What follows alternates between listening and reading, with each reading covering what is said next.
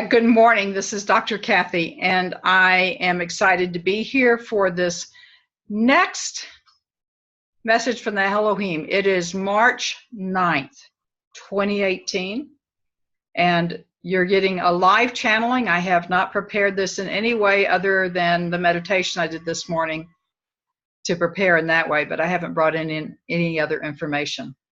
So let's go ahead and establish our lecture and healing room. Just going to let y'all do what everybody knows. Okay.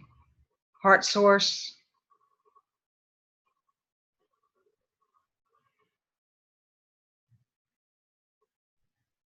I obviously have been out of my heart source because when I said it, I just went right in and it just feels wonderful. And if you'll connect to me from your heart to my heart, I would greatly appreciate it.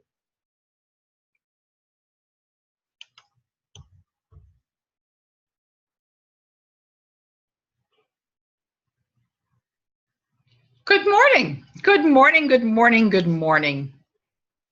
So I am what this one calls the Golden Elohim. And I am glad to continue our discussion. And I want to pick up on what this one said about being careful about what it is that you do. She was relating what she did this morning and really chastising herself and beating herself up for the mistake that she made in getting information out there to everyone. So a bunch of people got the wrong message. How many times does that happen to all of you?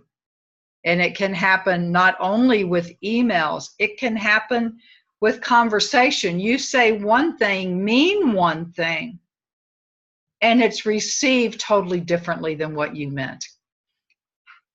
One of the things that happens is that you read the words, it triggers many different things within you, and you experience feelings, you experience reactions that when you read back over the email, you go, oh, that really wasn't in there at all. It was something else that was there. I wonder what got triggered. The biggest thing that gets triggered is your lack of self-worth. The biggest thing that gets triggered is your image about yourself. And when that image is not up to enlightenment standards, so does that not say that none of you are up to enlightenment standards yet? Because you're struggling with this, you're working at this, you're learning this. So when that image of yourself is not at that point of enlightenment standards where you can let those things go immediately, laugh about them with joy.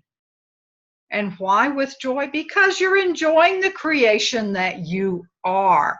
You're enjoying what you came here to learn, to experience, to study, to delve more deeply than the book learning. Can we call it book learning?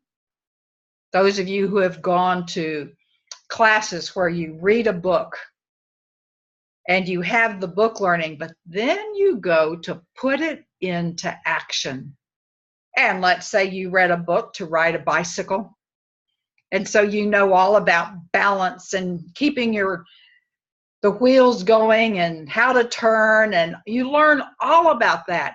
And you get on that bicycle for the first time and you fall over because you have to experience that. You have all read things about manifesting. You have read that it is really very simple, correct? Stay in your heart. Have a clear image of what it is that you wish to manifest. And with intention and with focus, you do it, correct? And that is all there is to it. It truly is all there is to it. But what happens in the human realm? What happens in the human realm is that all of your past as a human being interferes. And when I say all of your past as a human being, I'm not just talking about this lifetime. I am talking about the lifetimes that you experienced in the past, which are happening now, that have a reaction to what it is that is happening in your now in this lifetime.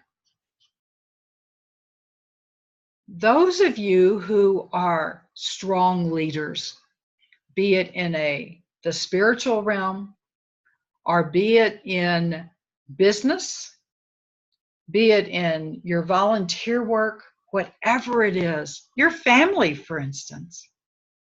Those of you who are strong leaders have had other lifetimes in the past and that are happening now in which you made severe mistakes in making your leadership decision that cost lives or trauma, or you lost people, friends, family. So when you make a little mistake, such as putting the wrong date on an email, what happens is that when you made that little mistake back in the 15th century, and people went the wrong direction or went somewhere trusting in you, and then they died, all of that energy comes up. If you planned your life to clear that energy, know that the feelings that you experience do not always pertain to this lifetime, as Kathy, as Annie, as Teresa, as Christina, as Marianne, as Louise, as Cleo. It doesn't all pertain to this lifetime as you with that name. It does, however, pertain to the soul name that you have, the soul that you are. Few people comparatively, especially in the Americas and in the Western world, understand the complexities of what happens when other lifetimes are interfering with each other. I said it happened in the past, happening now. So there's an interaction in there that is occurring. You can still feel the pain of the past, which is happening now, in your name by the name that you have in this lifetime. That paradox is difficult to understand mentally and logically, yet on a soul level, you understand what I'm saying, don't you? Many people, however, do not understand that. Even those who believe in reincarnation, they don't understand how those lifetimes are currently interacting with each other. And remember, it is not only your past lifetimes, it is your future lifetimes which are occurring now. So you have those many, many different interactions. This is all part of the experience of oneness, because in the oneness, you had situations in the past, which is happening now, situations in which others of you were in that same lifetime and experienced the death or trauma of the one who made the mistake. And so those energies come together. We, as Elohim, we do not have that same experience because we are not in time. We are only in the now, our now. Yes, we do have experiences and we have a memory that when we changed an intention slightly, that the creation changed in itself. However, there is no energy coming from other places that are having an impact upon that situation.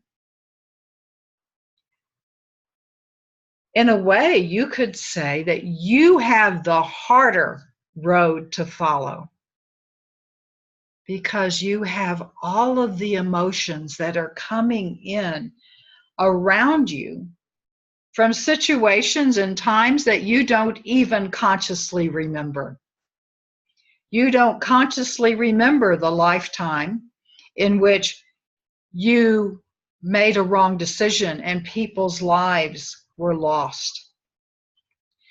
You don't have a memory of the lifetime in which you chose not to act and people's lives were lost.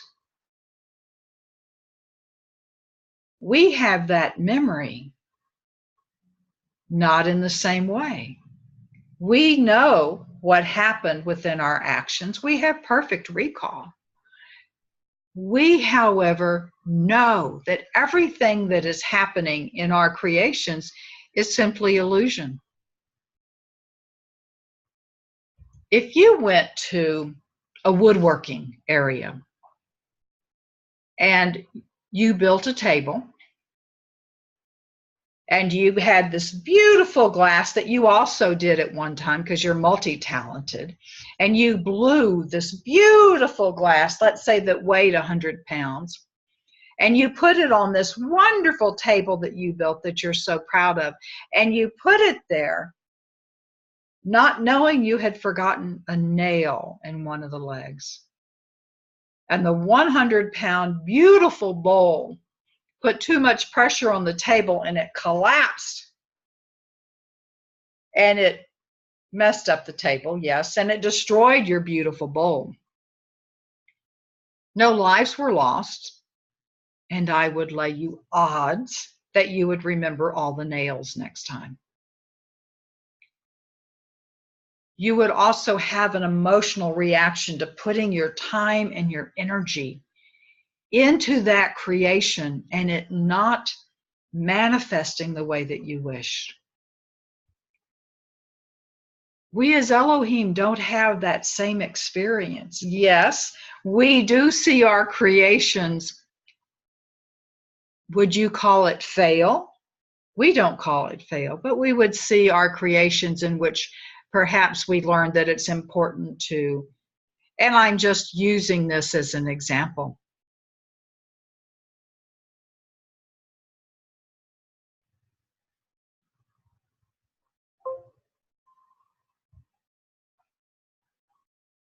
We made it a little detour due to technical things. I'm using it as an example because I want you to know that we learned from the experience of what we miscreated according to what we wanted to happen. Yet we have no emotional castigation. Is that a word? Where you castigate yourself and berate yourself. We do not have that. We have a pretty, you might call it rational experience, except for the fact that we are continually in joy. And being in joy, we do laugh. And we would laugh.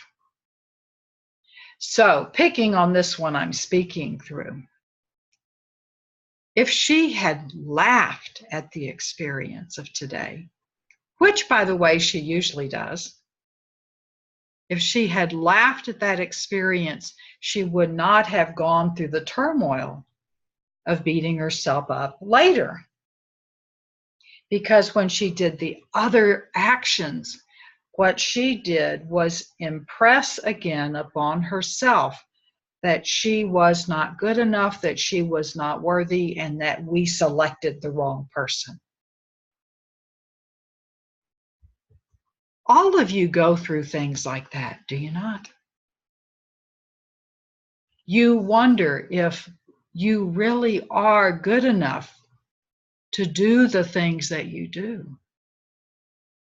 You wonder, what will others think when they find out that you're really not who they think you are?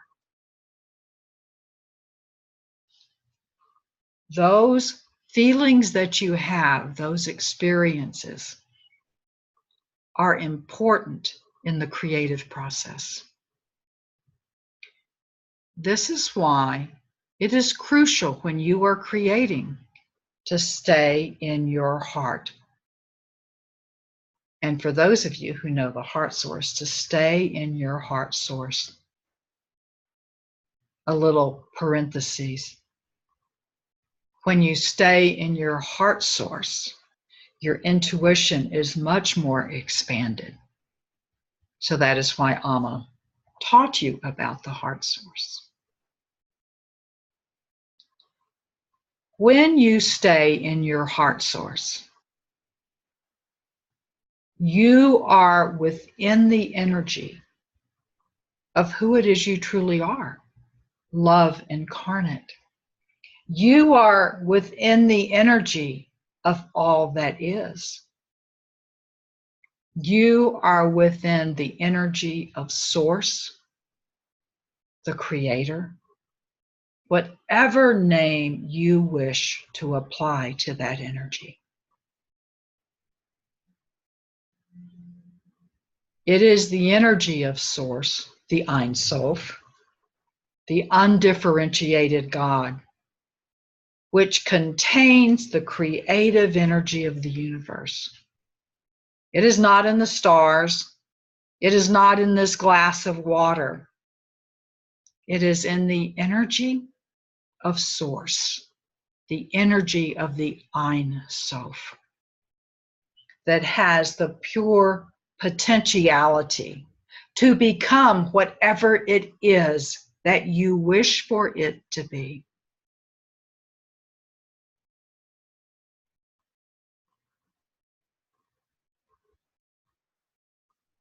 It's simple. It isn't easy from a human level, is it? When you have an experience, and think of the last time you had such an experience that you made a mistake or you had a misunderstanding and it just sent you reeling into another person that you are, not the person that you've come to know yourself who can handle things, but that person that you try to hide from others. That person who feels like you're insignificant and there's no way you can do this, whatever this is, but that you are striving to accomplish. Know that that person that you threw yourself into, the one who is false, is just that. It is false. The one who was doubting that he or she is not able to do what she or he thinks that she should do is the false person. The one who believes that they are insignificant. Yes, I changed grammar there just because it's easier to say they instead of he or she. The ones will make it coherent here or congruent. The ones who believe that they are less than. That is the false person. The ones who believe that they can't get anything right. That's the false person. When you are on a high, as you put it, and you feel like you can accomplish anything in the world, that is who you truly are. That is not the fake person. It is the other one, the doubter, who is the false person. You have it reversed. When you feel that you are accomplishing amazing things in whatever it is you are doing, be it work, spiritual work, fun, enjoyment. That is who you really are. When you are experiencing your gifts and fulfilling them to your potential or near your potential, and you are having great fun, that is who you really are. That person within you who has doubts, that person who's afraid of people finding out who you really are, who you think you really are, that is the false person. That is the false person. You are the glorious, delightful, amazing being who is loved dearly by those who love you. And you are that even if you do not accept their love, even if you do not believe their love. Do you know that those who love you have a better idea of who you are than those who just casually meet you? When you think, no, I'm not worthy of that love, that is the false person talking. That is not the true you. The true you is the one who is in a place of accepting that love. The true you is the amazing being that sprung from source, rested in Amma's womb, and as she says, still rests there, and came out to experience this particular lifetime.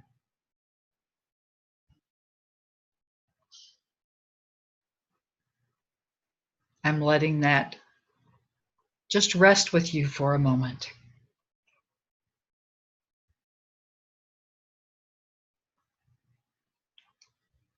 When you are creating, be your true self.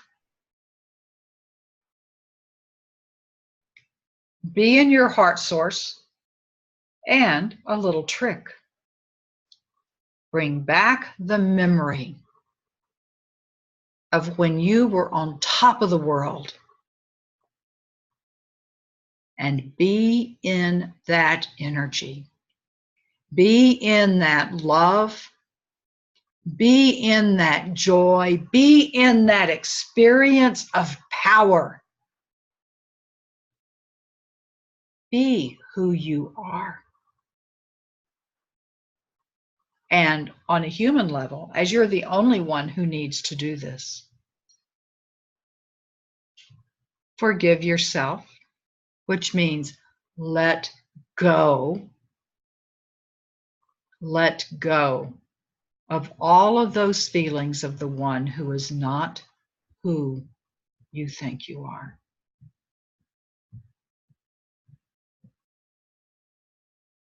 I think that's enough for today.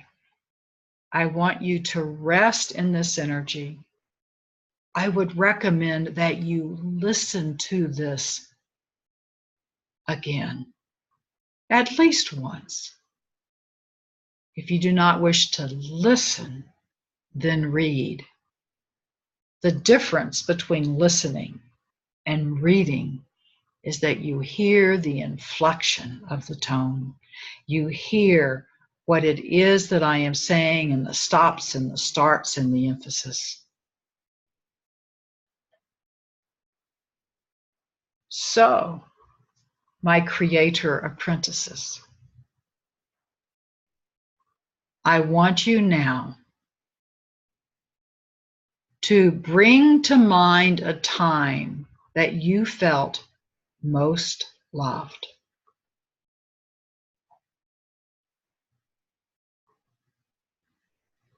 As much as possible, get into the experience of that.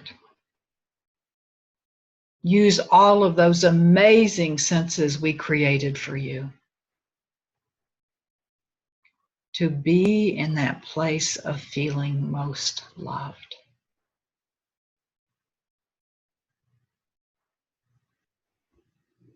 And I am asking your healing teams to use the belief plugin to anchor the belief, this is who I am, the one feeling and experiencing being most loved.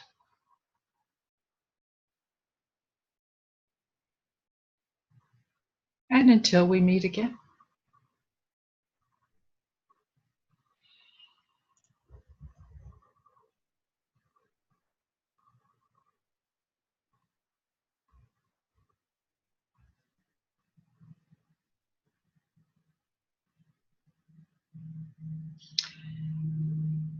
Well, I don't know about you, but I would say that's something I really needed to hear today.